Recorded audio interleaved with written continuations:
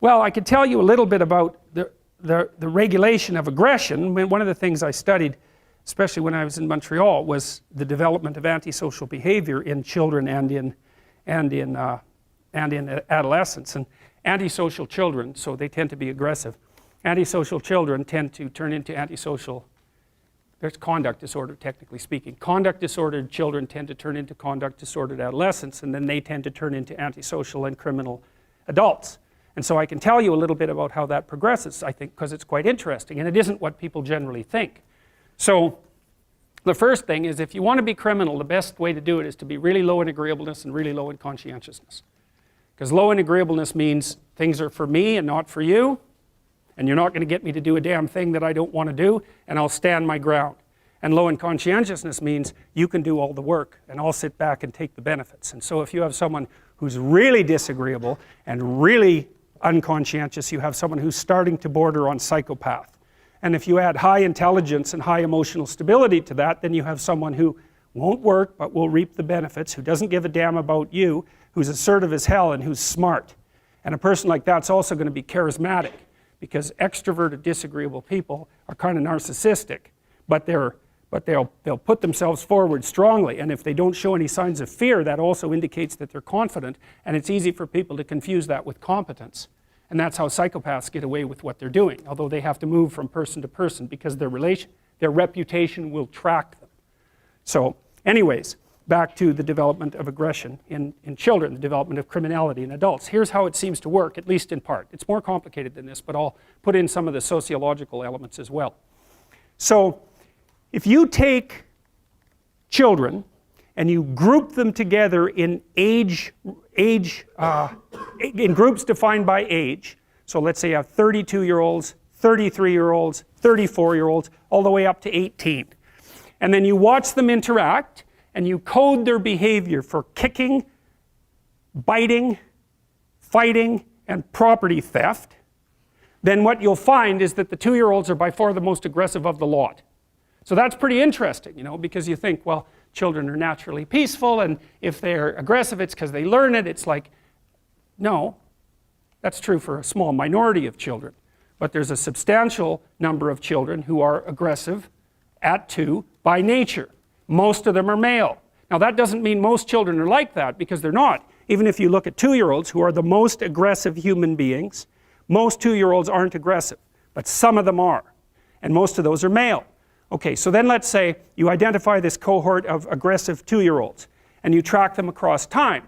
Track them for the next 2 to 4 years, or track them until they're 4 years old. What you find is the vast majority of the hyper-aggressive male 2-year-olds get socialized perfectly well. So by the time they're 4, they're temperamentally probably still more aggressive, but they've become civilized little monsters, so other people can tolerate them. And that means that they've had parents or peers or educational experiences that enabled them to learn how to interact productively with other kids and to bring their aggressive nature under control. Some of that seems to be mediated by the opportunity to engage in rough and tumble play. And that's one of the things that we know that helps socialize rats, for example. It's vital to them, but it also seems to really be good for socializing young kids. And rough and tumble play, which is something that adult males particularly like to do with young kids, by the way, not before 9 months because they're just too little, but once they become ambulatory and, you know, kind of puppy-like so that they're a little bit more robust, then you can play a lot with them, and you can play with them right at the edge of danger too, which kids absolutely go nuts for that. They love that. So when I had little kids, I made this kind of wrestling ring out of these 2 couches that we had that would hook together, and I'd bring them on there and, you know, toss them up in the air and catch them, you know, 8-10 feet. No, a foot in the air and catch them, and they'd go like this, and then, you know, I'd catch them and they'd laugh, and I'd throw them up and they're all freaked out, and then they'd laugh, and, you know, so they're learning trust with that in an embodied way, and they're also learning, and this is from stretching them out and wrestling them and twisting them around and letting them pull on your hair and hit you and all of those things. They learn deep in their bones exactly what can hurt them and what doesn't, and you want to kind of push them to the edge, you know, so that they can tell the difference between what hurts and what's still within the realm of the game. And you do the same thing when they're wrestling with you, so they learn not to, you know, awkwardly stick their thumb in your eye or do things that are actually painful, like grab your lip and pull it. You know, it's like, no, you let go of my lip, you know. And so that seems to help regulate the aggressive impulses and help the child find a more appropriate embodiment. You could think that what you're doing in some sense when you're rough and tumble playing with kids is teaching them how to dance, because that is what you're doing. You know, you're making them comfortable in their bodies in all of its extension, and building in that kind of body fluency that you see in people who are well situated inside themselves. And so that's something to really think about, you know, and it's appalling. We know that the ability to engage in rough and tumble play among rats inhibits aggression, impulsive aggression among rats. We also know that if you deprive rats of the opportunity to engage in rough and tumble play, they show prefrontal cortical developmental deficits and manifest behaviors that are akin to attention deficit disorder, which you can then treat with Ritalin. And so one of the things that's happening with boys, because they're way more dosed with attention deficit disorder medication than girls, is that their natural proclivity to engage in robust and troublesome active play isn't appropriate for a school environment where you're just supposed to sit down and shut up, and so the kids get hyperactive. And instead of letting them out to run around until they fall over half exhausted, which is exactly what you should do, you know, you medicate them so that their exploratory systems, which are the activity of which is facilitated by the dopaminergic agonist, that's the ADHD medication, suppresses the play function. It's absolutely appalling. There's no excuse for it. You know, but it's a good indictment of the education system, because why in the world would you take 6-year-old kids and get them to sit without moving for 5 hours? Unless you want them to grow up fat and stupid, why in the world would you train them to do that? Well, it's easier. That's one thing. You know, and when they're sitting there, there's nothing disruptive about the rough and tumble play, and that can be quite, you know, play can be quite disruptive. So anyways, most of these kids are reasonably well socialized by the time they're the age of 4. Using one mechanism or another. They learn how to regulate their aggression, and they learn how to engage in fictional play structures with other kids. They learn how to cooperate and compete. And the advantage to having a well-socialized disagreeable person is that they really don't let much get in their way.